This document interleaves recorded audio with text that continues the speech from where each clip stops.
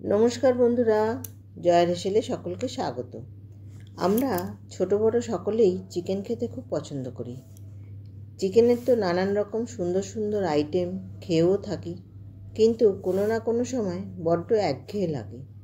তখন এই রেসিপিটি একবার বানিয়ে দেখতে পারেন, একটু হলেও পরিবর্তন লাগতে পারে, আর খেতেও হয় দারুণ সুস্বাদু। আসুন তাহলে শুরু করা যাক ভিডিওটি। এখানে আমি 1 কেজি 250 গ্রামের চিকেন খুব ভালো করে ধুয়ে জল ঝরিয়ে রেখেছি। এবার তাতে দিলাম 4 চামচের 1 চামচ গোলমরিচ গুঁড়ো, হাফ চামচ গরম মশলা গুঁড়ো আর 4 চামচের 4 চামচ সাদা তেল।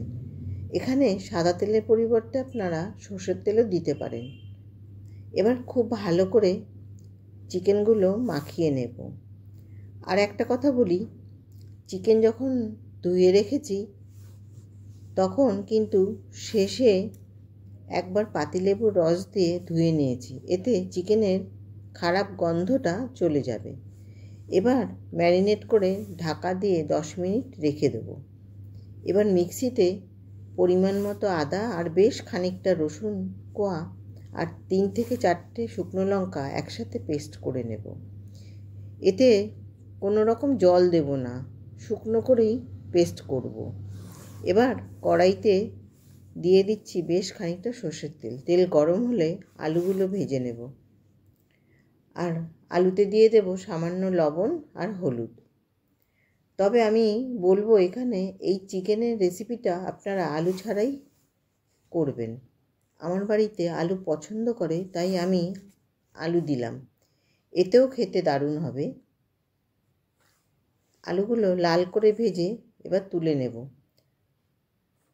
আমি এখানে বড় মাপের 5টা পেঁয়াজ কুচি করে রেখেছি, তার অর্ধেকগুলো বেরেস্তা করে নেব। একটু তেলের সাথে নেড়ে নিয়ে দিলাম সামান্য চিনি দিয়ে আবারও একটু নেড়ে নিলাম। এবার লাল করে ভাজা হলে দেব কুচি করে রাখা একটা ক্যাপসিকাম দিয়ে বেশিক্ষণ ভাজার দরকার নেই। ক্যাপসিকাম দিয়ে আরেকটু নেড়ে নেব। যখন দেখব ক্যাপসিকামটা একটু গাটা ভাজা ভাজা হয়েছে, তখন ক্যাপসিকাম আর পেঁয়াজ তুলে নেব। তারপরে দেব ফোড়নে হাফ চামচ গোটা জিরে আর একটা তেজপাতা 2 টুকরো করে। একটুখানি ফোড়নটা নাড়িয়ে নিলাম। এবার বাকি পেঁয়াজগুলো দিয়ে তেলের সাথে একটু ভাজা করতে থাকবো। পেঁয়াজগুলো যখন একটু বাদামি হয়ে আসবে তখন দিয়ে দেব লবণ। এতে তাড়াতাড়ি পেঁয়াজগুলো নরম হয়ে যাবে। এবার দেব পেস্ট করে রাখা মশলা, যাতে আছে রসুন, আদা আর গোটা শুকনো লঙ্কা। মশলাগুলো দিয়ে খুব ভালো করে কষাতে থাকব যতক্ষণ না আমার রসুন আদা কাঁচা গন্ধটা যাচ্ছে, ততক্ষণ আমি কষাতে থাকব। আর গ্যাসের ফ্লেমটা আমি হাইতেই রাখব। কষানো হয়ে গেলে দেব 1 চামচ জিরে ধনে বাটা একসাথে, মানে হাফ চামচ জিরে হাফ চামচ ধনে, মানে গোটা 1 চামচ বাটা। এবার সমস্ত একসাথে ভালো করে কষিয়ে নেব। মশলা থেকে যখন তেল ছাড়তে শুরু করবে তখন ম্যারিনেট করা মাংস তুলে দেব। এবার মাংস আর মশলা খুব ভালো করে মেশাতে হবে, আর গ্যাসের ফ্লেম রাখবো আমি হাইতে। আজকের রেসিপিটা ভালো লাগলে চ্যানেলটা সাবস্ক্রাইব করবেন আর ফলো করে নেওয়ার অনুরোধ রইল। পুরনো বন্ধুদের জানাই অসংখ্য ধন্যবাদ, আর নতুন বন্ধুদের জন্য রইল স্বাগতম। এবার ঢাকা দিয়ে 5 মিনিট হতে দেব। তারপর 5 মিনিট বাদে ঢাকা খুলে আবারও নাড়তে থাকব। 5 মিনিট বাদে ঢাকা খুলে আবারও নাড়তে থাকব। নাড়তে নাড়তে নিচের দিকে চিকেনগুলো একটু লাল হয়ে ভাজা হতে থাকবে। ঠিক এভাবেই লাল লাল করে ভাজা করে চিকেনগুলোকে কষাতে হবে। এতে চিকেনের স্বাদ অনেকটা ভালো হবে। এরকম করে আবারও ঢাকা দিয়ে 5 মিনিট হতে দেব। তারপর আবারও 5 মিনিট বাদে ঢাকা খুলে কষাতে থাকব।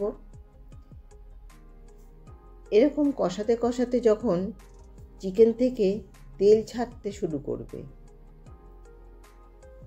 তখন ভাজা আলু তুলে দেব।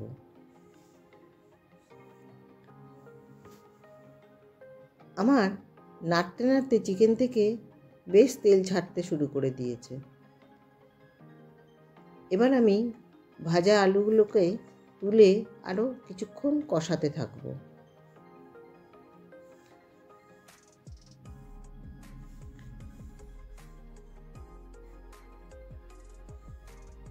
আর আমি ওইদিকে গরম জল করে নিয়েছি।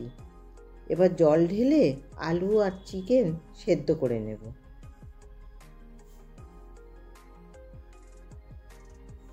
আর দিয়ে দিলাম মিডিয়াম সাইজের দুটো টমেটো, যেটা আমি 8 টুকরো করে নিয়েছি কেটে। একটু জল দিয়ে নাড়িয়ে নিয়েছি।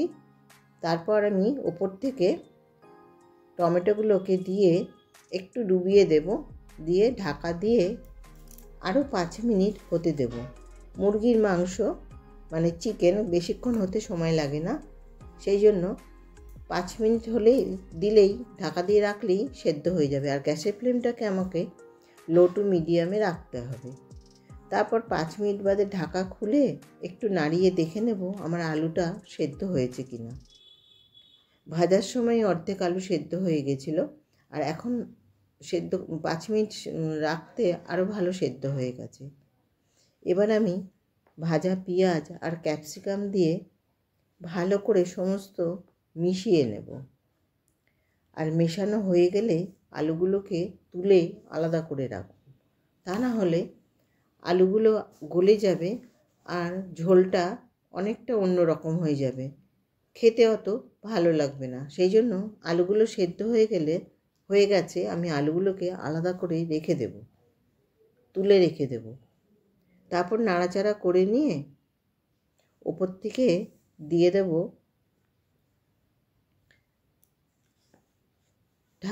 ঢাকা দিয়েও আরও 5 মিনিট রেখে দিলাম।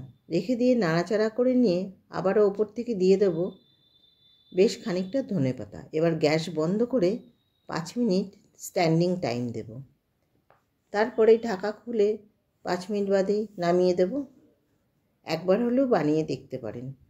আর কেমন লাগলো অবশ্যই আমাকে কমেন্ট করে জানাবেন। সবাই ভালো থাকবেন, সুস্থ থাকবেন, সাবধানে থাকবেন।